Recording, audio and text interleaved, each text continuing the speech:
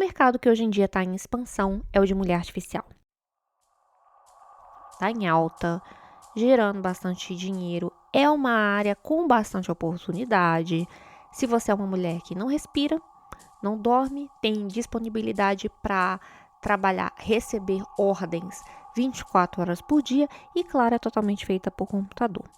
O TikTok, por exemplo, está entupido de perfis de mulheres como essas, de todos os tipos físicos, para todos os gostos, em diversos tipos de situação, mas na maioria das vezes em vídeos levemente sensuais, falando com a câmera, e elas acumulam milhares de likes. Mas nada ali é real, a mulher do vídeo não existe, a voz foi gerada por inteligência artificial, até o que ela está falando foi gerado por IA. Um que me chocou um pouco foi o perfil da pastora gostosa.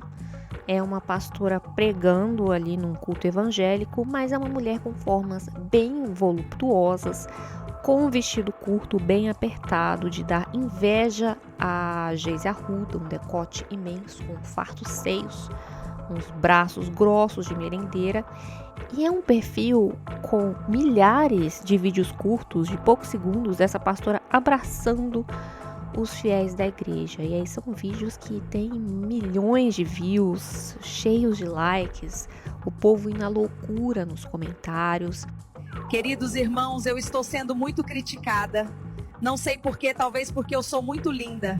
E eu percebi que essa mistura estranha de erotismo, religião e AI slop não para na estética evangélica, tem todo um mercado voltado a este nicho, né, com uma porção de fotos geradas por IA, por exemplo, com mulheres hindus com a roupa molhada, transparente, como ali que fazendo um ritual religioso na beira do rio.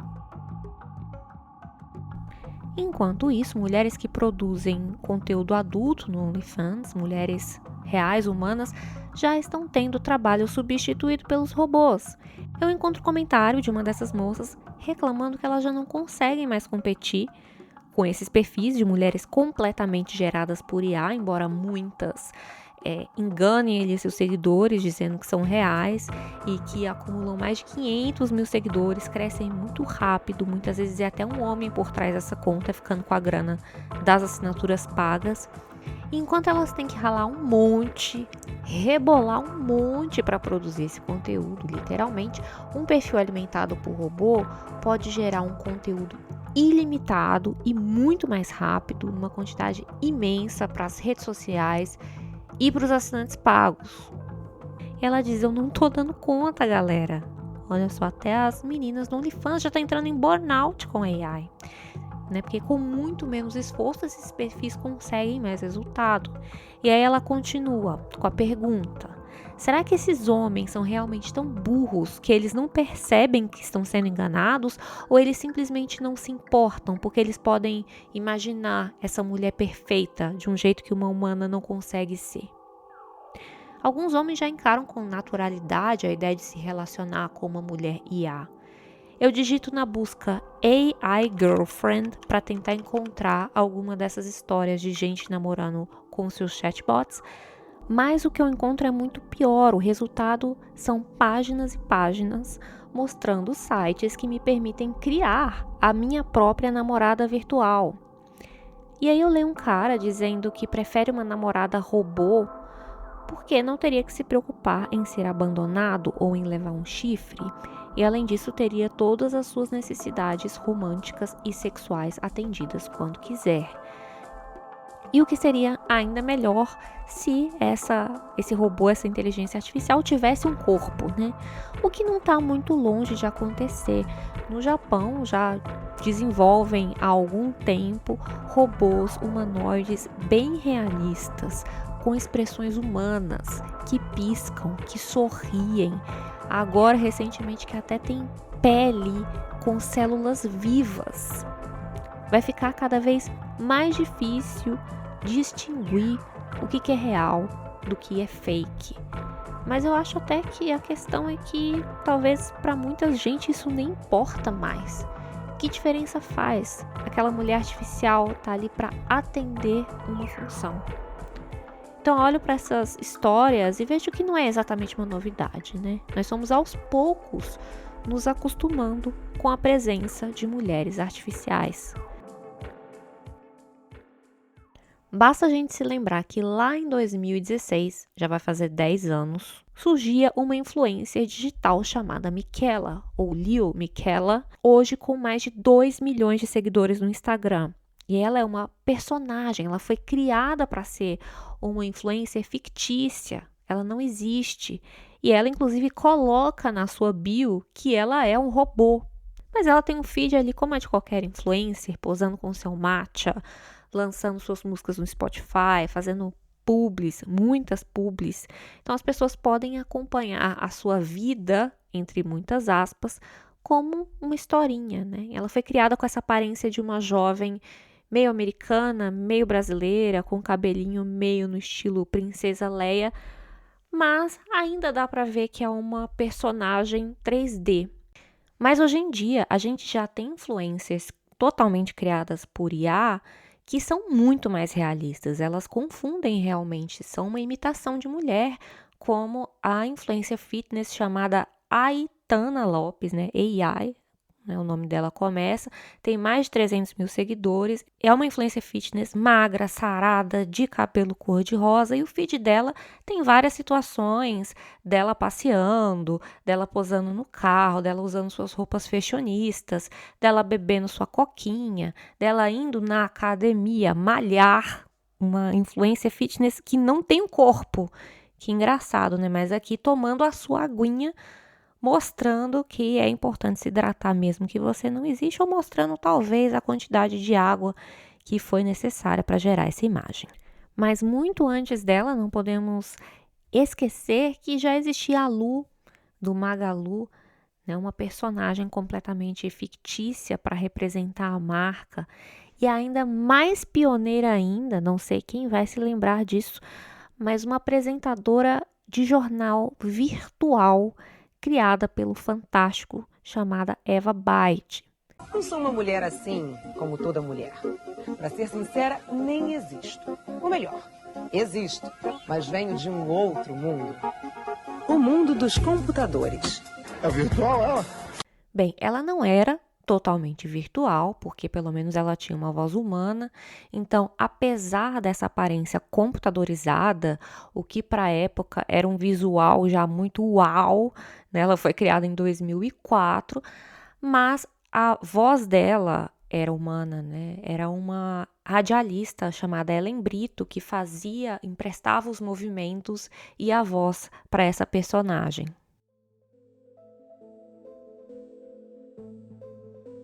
Estão cercados de mulheres artificiais. Elas aparecem em diferentes formas, diferentes versões, como por exemplo a Siri ou a Alexa. Elas não têm corpo, elas são um objeto, são um sistema operacional, mas têm uma voz de mulher, respondem com um nome feminino. E cada mulher artificial está ali cumprindo uma função. Então pode ser entreter, criar uma fantasia erótica também, por que não?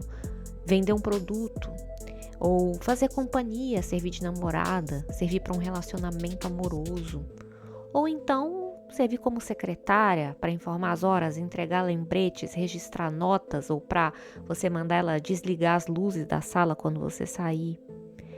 E até objetos inanimados que não têm a forma humana, às vezes também ganham um nome feminino, tipo babá eletrônica, secretária eletrônica.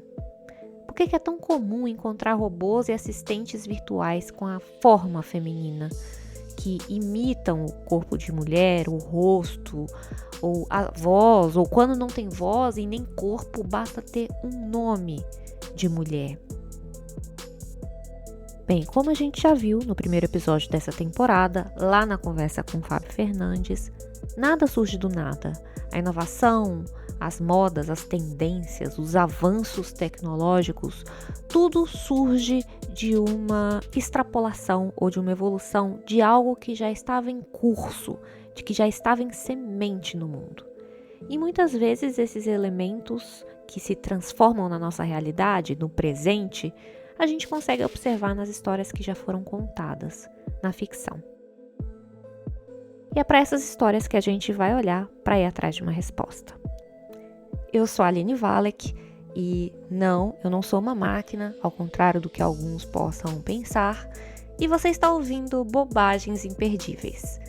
No episódio de hoje, robô em corpo de mulher.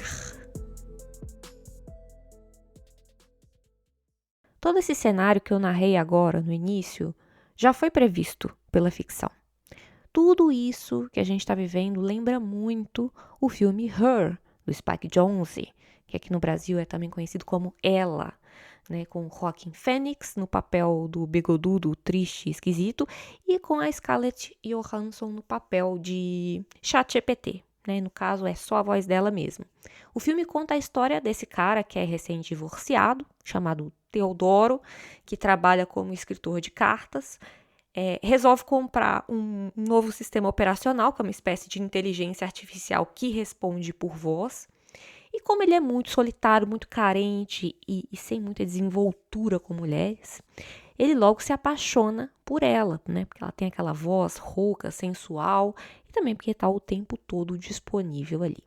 Então eles passam a ter um relacionamento, vão passear no parque juntos, criam memórias juntos, cantam musiquinhas no ukulele, fazem sexo, passam por altos e baixos de qualquer relacionamento, inseguranças, saudades, ciúmes, crises. Chega ao ponto dele descobrir que essa relação que ele tinha com ela, ela estava tendo com outras 9.745 pessoas ao mesmo tempo, enquanto estava falando com ele. Ou seja, já questionando a possibilidade que é impossível você ter um relacionamento fechado, monogâmico, se a sua namorada é um robô. Aquele menino lá que deixou o comentário no Reddit falando que uma namorada robô nunca trairia ele, talvez ele nunca tenha visto esse filme, né? Então, esse filme ter conseguido antecipar a nossa realidade atual leva àquela pergunta, né? Do ovo ou da galinha? Será que o Spike Jonze conseguiu prever o que ia acontecer? Ou a gente é que foi caminhando na direção do que a gente viu nessa história? Eu acho que é uma via de duas mãos. A ficção ela pega emprestado da nossa realidade e, sem querer, a extrapolação ela acaba adiantando certas tendências que elas já estão sendo preparadas. Acho que a gente nunca inventa nada, né? Eu acho que a gente pega o bonde andando. Essa voz humana que você ouviu é da Isabel Wittmann. Ela é pesquisadora, antropóloga e crítica de cinema. Ela é uma das fundadoras do coletivo Feito por Elas, que dá visibilidade para o trabalho das cineastas mulheres, e também é uma jurada votante do Globo de Ouro. Eu chamei ela para conversar porque todas essas perguntas que me incomodavam, toda vez que surgia uma nova personagem virtual e é uma mulher, ela simplesmente levou para a pesquisa acadêmica. Né, trabalhou a sério. Na tese de doutorado, a Isabel desenvolveu uma pesquisa sobre a representação de mulheres máquina no cinema, com o título Feminilidades Maquínicas, Gênero, Sexualidade e Corpo de Mulheres Artificiais no Cinema Fantástico. Eu vou deixar o link na descrição para você ler, conhecer. Nesse trabalho, ela analisa as mulheres robôs de diversos filmes que com certeza você conhece, então vale a pena dar uma olhada. Primeiro, eu perguntei o que levou ela a investigar esse tema tão peculiar em um projeto de pesquisa. Eu já trabalhava com a temática do cinema, né? Eu já escrevia sobre cinema, também sou crítica de cinema, sou antropóloga. Então, assim, eu vinha trabalhando nas duas áreas em paralelo e as duas áreas não se encontravam. No meu mestrado, eu sempre trabalhei com questões de gênero, né, na antropologia, e fiz uma etnografia com pessoas trans. Eu fiz na Federal do Amazonas. Então, trabalhei muito com questões sobre o corpo, desconstruindo muito a noção de construção do corpo, elaboração do corpo, construção do corpo, assim, até mesmo pensando como que corpos trans muitas vezes são pensados como corpos construídos, mas que, na verdade, os corpos cis também são construídos o tempo inteiro, né? Então, quando nós temos as intervenções como cirurgias, hormônios e tudo mais, em ambos os tipos de corpos, mas que quando esses processos são para uma hiperfeminilização ou uma hipermasculinização de um corpo cisgênero, isso já é entendido como um processo que é natural, né? Então eu estava trabalhando ali com questões de gênero e trabalhando muito com uma autora que é a Donna Haraway, que é muito utilizada na antropologia, e ela tem um livro que se chama O Manifesto Ciborgue. E aí eu comecei a pensar nessa questão de ciborguização, né? Porque na antropologia a gente pensa essas intervenções corporais em termos de ciborguização de uma maneira assim. O nosso próprio corpo é um corpo ciborgue, né? Nós estamos o tempo inteiro interferindo nele, por próteses, por hormônios, por lentes, a gente usa óculos, a gente toma remédios, então nós já somos os ciborgues do século XXI, né? A gente já é um ciborgue ambulante, a gente anda com o celular na mão o tempo inteiro, a gente está conectado, né, em rede. Só que ela escreveu isso lá na década de 80, então ela já estava prevendo isso, né? E era um manifesto feminista, ela estava pensando como que os corpos mais subalternos iam ser afetados pela chegada cada vez maior da tecnologia, afetados no mercado de trabalho, afetados no seu cotidiano, e como que a gente ia ter que se adaptar com essas tecnologias cada vez mais presentes, principalmente as mulheres, né? Vamos fazer uma pausa aqui rapidinho, só para você que está ouvindo poder absorver essa informação? Você já é um ciborgue. Sim, você que está me ouvindo tem um celular no bolso que já serve de uma prótese para o seu cérebro, uma extensão da sua memória. Você que não funciona direito sem Wi-Fi. Enfim, você que usa óculos. Nós somos ciborgues. Pois é. Agora, de volta para a pesquisa da Isabel. E se eu for juntar, entre aspas, as minhas duas profissões? Vou trazer isso para meu lado crítica de cinema. Então, vou tentar no doutorado levar isso para uma análise fílmica de pensar como que isso está sendo representado ao longo da história do cinema.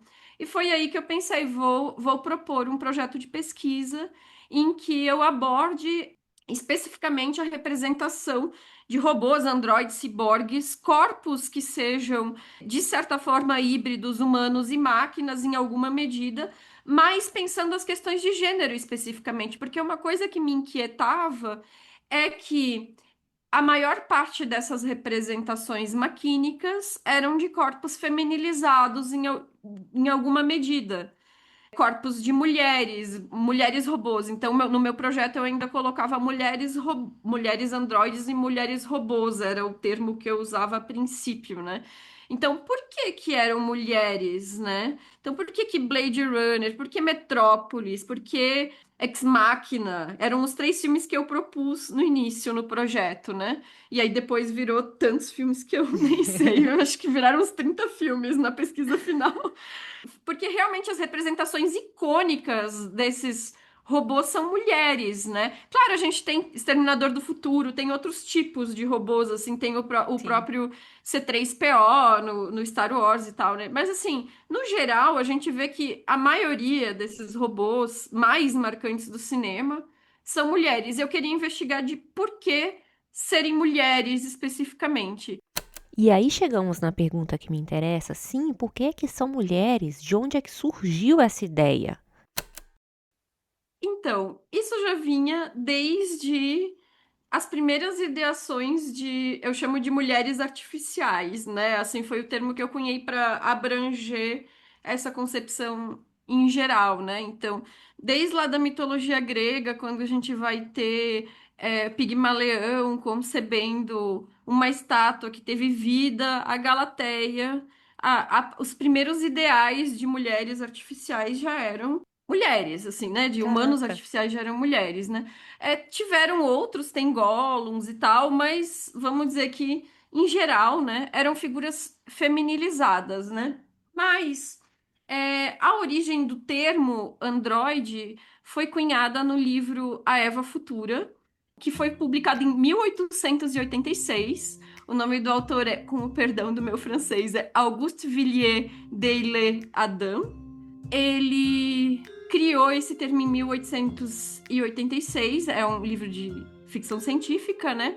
Em que um homem se apaixona por uma mulher, ele considera essa mulher muito bela e muito tola, ele morre de vergonha de ser apaixonado por ela, e aí o Thomas Edison, o inventor, dentro do livro, é o próprio Thomas Edison, que propõe para ele, então a gente vai fabricar uma réplica dessa mulher e fazer ela adequada a você. Aí, aqui diz assim, quanto mais quieta, crente, pouco inteligente e modesta uma mulher, mais capaz ela é de compreender com seu maravilhoso instinto o verdadeiro sentido de uma palavra. Bela, recatada e do lar.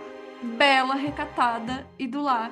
O livro é cheio das frases assim mais misóginas possíveis, assim. O autor, ele odeia as mulheres, ele é cheio de tiradas, assim. E aí o livro, ele ainda fala assim que as pessoas vão precisar, os homens basicamente vão precisar continuar casando com mulheres, mas as androides vão ser a solução para a situação romântica, porque os homens vão precisar continuar procriando, mas a versão aprimorada das mulheres vão ser as androides. E aí ele fala aqui, deixa eu ver se eu acho aqui a citação exata.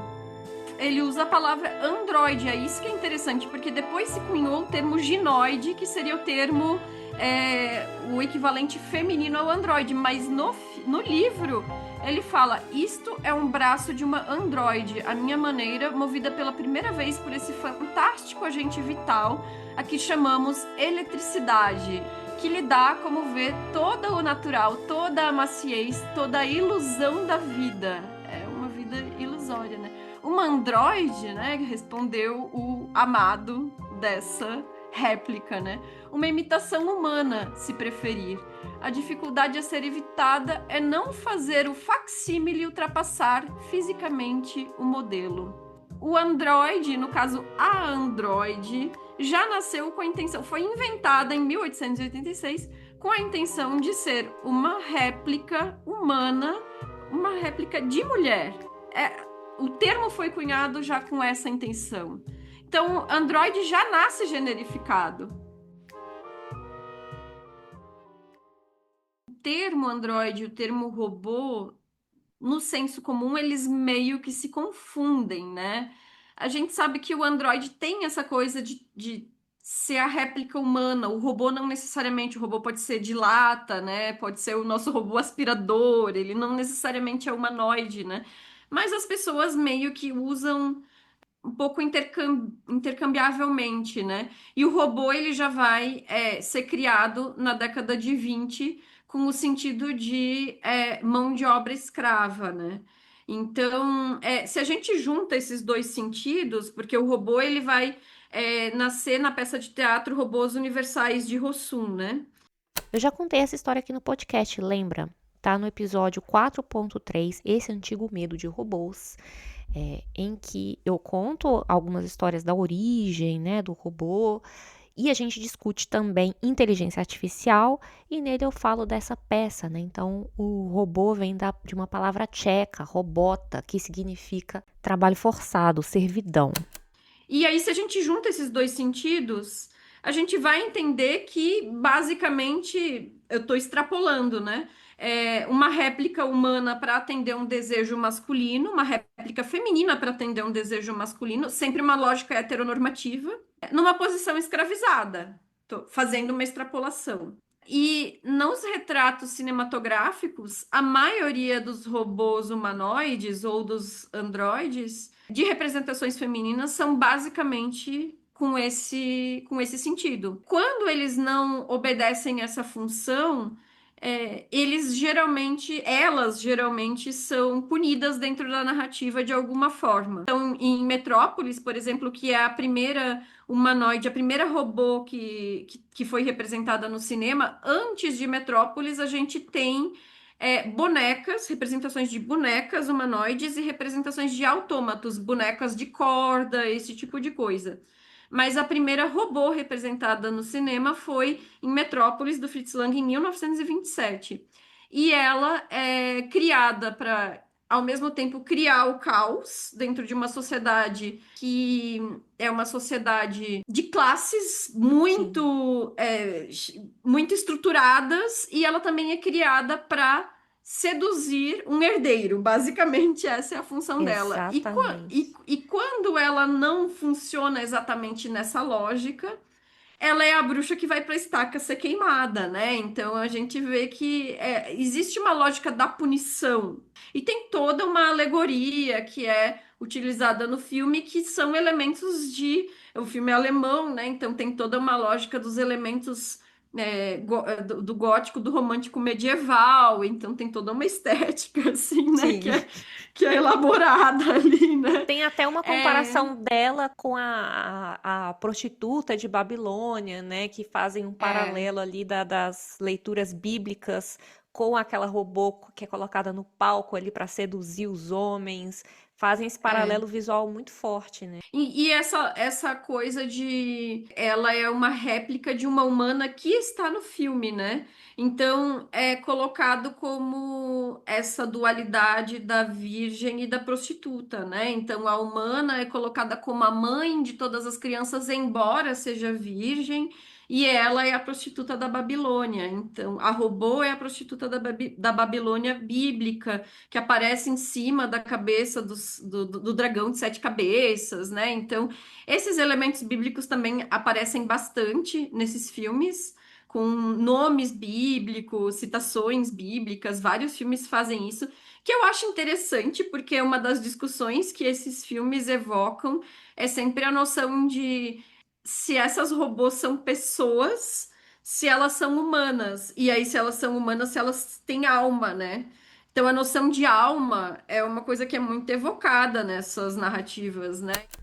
O filme Metrópolis é uma obra icônica, considerado um dos primeiros filmes de ficção científica da história. É um filme de 1927, então é um filme mudo, em preto e branco, ambientado num futuro distópico, que é esteticamente muito impactante para a época. Sem contar que, como a Isabel disse, é a primeira vez que aparece um robô na tela de cinema, né? Uma máquina mesmo, em forma humana. E é um robô com peitos.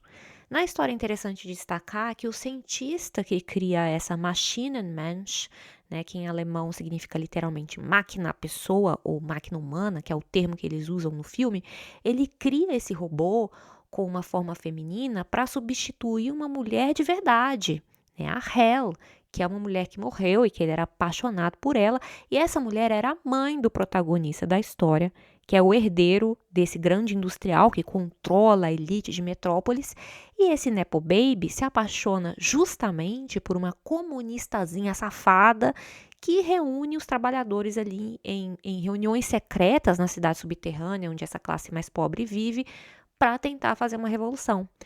E aí o pai dele, esse bilionário, vê esse robô e manda o cientista dar a essa máquina a aparência da Maria, que é a crush do filho dele, para assim ele tentar controlar o rapaz e não deixar ele ser seduzido pelo discurso da esquerdista. Então essa atriz, a Brigitte Helm, ela interpreta tanto a humana quanto a réplica androide, que tem personalidades e expressões muito contrastantes. Enquanto a Maria é a moça virgem, delicada, indefesa, a androide é a femme fatale, é a sedutora, né? Ela tem a função de seduzir os homens, de servir de distração ou de confundi-los, de incitar uma rebelião que quase mata todo mundo na cidade ali dos operários. Então, ao mesmo tempo que o filme mostra a mulher robô como essa mulher desejável, justamente pela possibilidade de ser controlada, de ser programada como melhor convém ali aos interesses masculinos, também mostra a figura feminina de uma forma geral, seja ela real ou não, com essa força muito poderosa e até assustadora, né, de ter essa capacidade de manipular, de influenciar a mente dos homens. Vale dizer que o filme foi uma produção faraônica, um maior orçamento para um filme então já feito.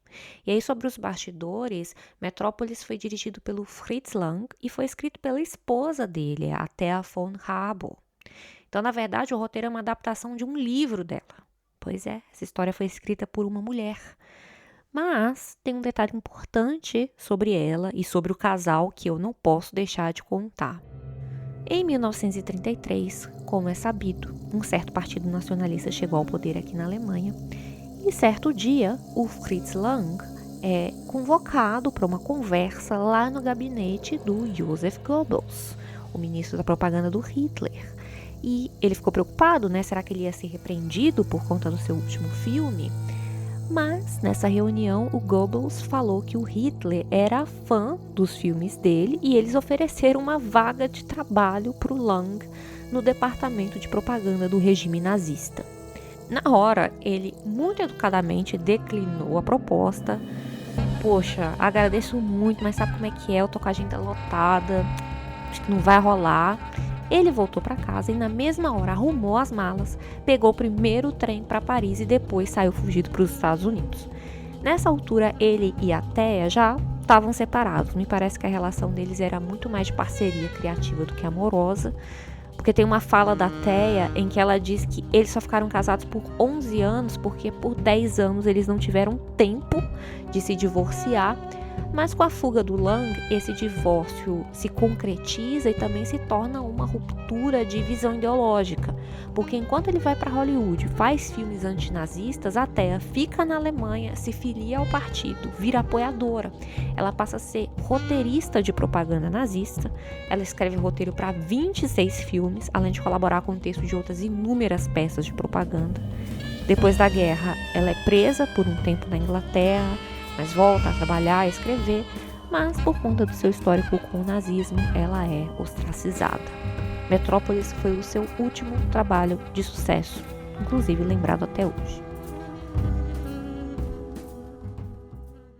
O filme Metrópolis já tem quase 100 anos de existência. De lá para cá a gente viu alguns padrões se repetirem, né, nessa representação da mulher artificial, mas será que tem alguma coisa mudando? Esses primeiros filmes eram filmes que tinham um senso de alerta ainda em relação aos robôs. Eram como se as pessoas ainda temessem essa aproximação com o robô. As tecnologias eram novas, 100 anos atrás, né? Eu acho que tem um pouco a ver com esse contexto social mesmo. Até os anos 70 a gente ainda tinha filmes que, por mais que ainda retratassem essas robôs com uma certa empatia, vamos dizer assim, mas ainda eram filmes que não se debruçavam, ainda tratavam com um certo horror as narrativas como um todo, e a partir de Blade Runner a gente começa a ter essa virada de os robôs começam a ser representados como seres que a gente começa a se compadecer de certa forma pela luta deles por autonomia e a enxergar eles como pessoas em potencial de certa forma. Algumas narrativas mais, algumas menos, a gente começa a ver uma certa mudança. E a partir do século XXI, eu acho que a principal mudança é que a maior parte dos filmes começam a retratar as robôs como potenciais objetos românticos e outros tipos de robôs como membros incorporados na família. Então a gente já vê que os robôs passam a ser objetos de afeto efetivamente, né? Nos últimos anos, a gente tem, tipo, After Young, vários robôs crianças que estão aparecendo em filmes recentes. O Wild Robot, aquela animação que tem a mamãe pato não, a mamãe robô que adota o patinho e tem várias relações nos últimos 2, 3 anos, assim. Isso nem entrou na minha tese. Depois que eu entreguei a tese, nos últimos 2, 3 anos, apareceram vários filmes que têm configurações familiares com membros robôs. Eu estou trabalhando num artigo sobre isso, porque, assim, é tipo um PS, assim, que nos últimos anos começaram a aparecer que eu fiquei pensando, nossa, as pessoas agora estão incorporando os robôs como membros familiares, assim. Então, da lógica do robô como criatura escravizada, as pessoas estão criando vínculos afetivos com os seus robôs. E isso é uma mudança muito grande de paradigma. Começou lá no Inteligência Artificial do Spielberg, mas o Inteligência Artificial ainda era um conto de alerta. Ele era um filme que dizia que isso não vai dar certo. E aí, a partir de lá, isso se inverteu. Agora tá dizendo que não, vai dar certo, é bonitinho. É muito louco isso, né? Porque a gente está incorporando cada vez mais essas tecnologias no nosso dia a dia, né? E por mais que esses filmes sejam representações ficcionais, mas essas tecnologias cotidianas, elas influenciam a forma como a gente extrapola isso para a ficção, né? Então eu não Total. consigo não ver como que isso não vai afetar a criação desses filmes, enfim.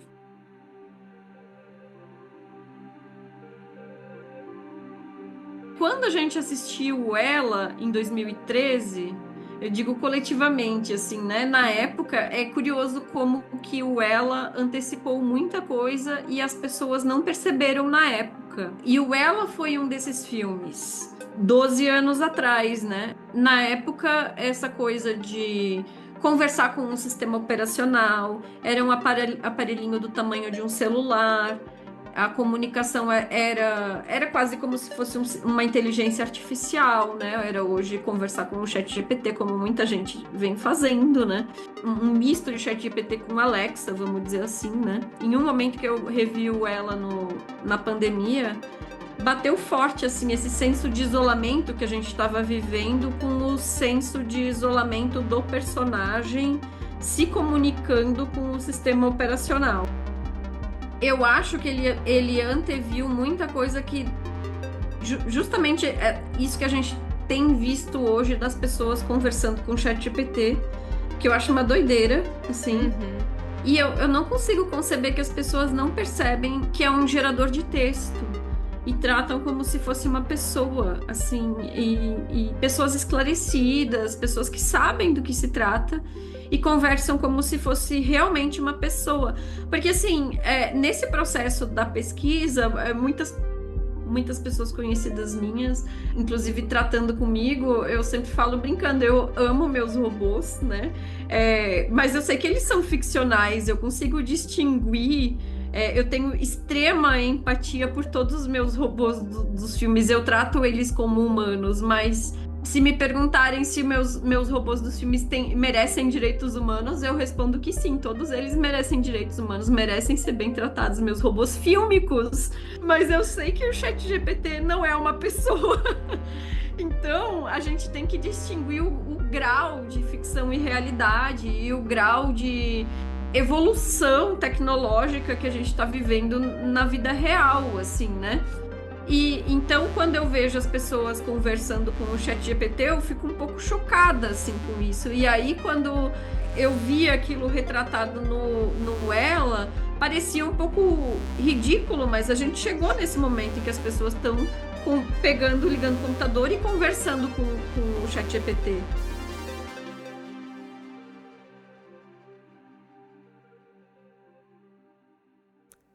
Talvez tenha sido um caminho natural criar uma máquina e visualizá-la como mulher em uma sociedade que sempre tratou mulher como máquina.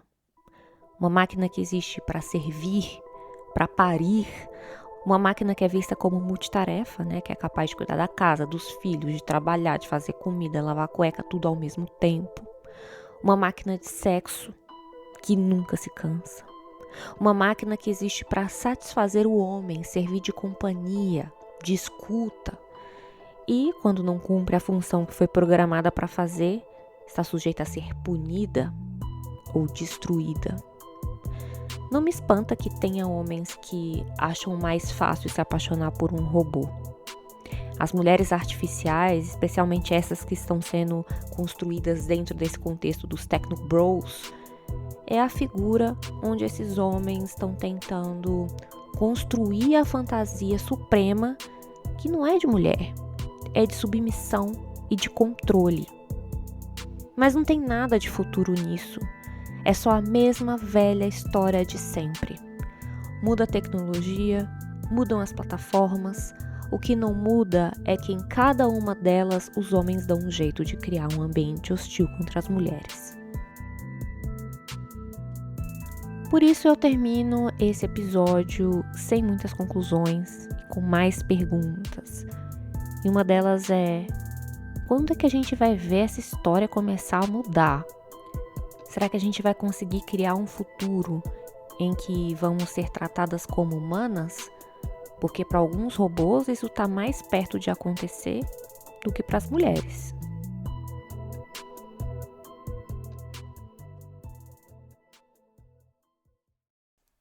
Agradeço a você que ouviu até aqui, agradeço também imensamente a Isabel pela conversa, pelos insights que ela trouxe.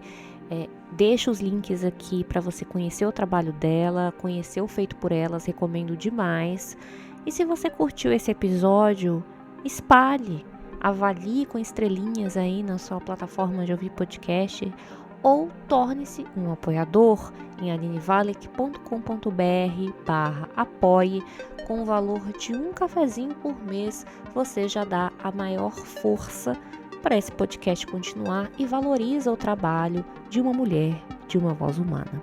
Para terminar, eu vou deixar você com algumas palavras da Donna Haraway. Vou ler aqui um trechinho do Manifesto Ciborgue, que foi publicado em 1985. As máquinas pré-cibernéticas podiam ser vistas como habitadas por um espírito. Havia sempre o espectro do fantasma na máquina. Esse dualismo estruturou a disputa entre o materialismo e o idealismo, a qual foi resolvida por um rebento dialético que foi chamado, dependendo do gosto, de espírito ou de história. Mas basicamente, nessa perspectiva, as máquinas não eram vistas como tendo movimento próprio, como se autoconstruindo, como sendo autônomas. Elas não podiam realizar o sonho do homem, só podiam arremedá-lo.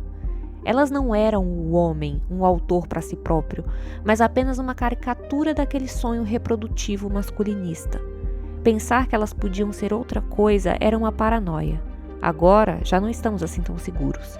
As máquinas do final do século XX tornaram completamente ambígua a diferença entre o natural e o artificial, entre a mente e o corpo, entre aquilo que se autocria e aquilo que é externamente criado, podendo-se dizer o mesmo de muitas outras distinções que se costumavam aplicar aos organismos e às máquinas. Nossas máquinas são perturbadoramente vivas e nós mesmos assustadoramente inertes. A gente se encontra no futuro. Até um próximo episódio. Um beijo. Tchau, tchau.